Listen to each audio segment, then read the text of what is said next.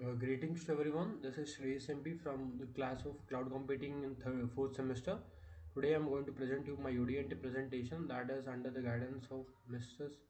Ramya ma'am. So let us start. So before we start anything, let us first explain what the topic is about. So the topic is GM Insta, that is a social media platform that you have to create using digital tools. So the main thing we're going to get into is using MongoDB as a database. So why MongoDB is important compared to other databases is MongoDB uses a non-structured approach. That is, it doesn't always follow what do you say, tables and columns. So what happens is when it is unstructured data, it is especially useful for using with social media application, because there is a lot of unstructured data in uh, the social media platform. So that is why we're using MongoDB as here. So in order to use this, we have used MongoDB Atlas, that is a version of MongoDB with Mongoose that will help us actually connect the backend part of the project with the what do you say, actual project thing. Okay, so if I just show you now, I think you can see it. I'll decrease my screen now.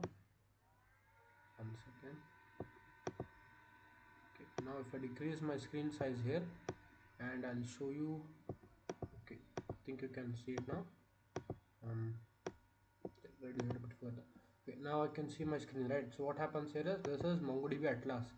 So if I just come to the connections here, if I remove everything, so this is my personal net that doesn't require. So if I come here, right, if I actually disconnect, okay, so this is the local host server that I'm running it on.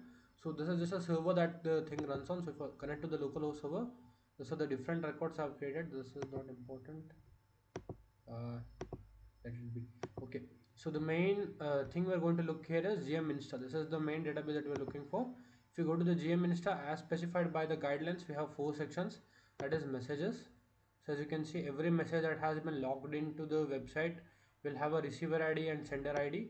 So who is it being sent to, who has sent it, and everything has a object ID, that is the ID that has been created for individual every single entity that has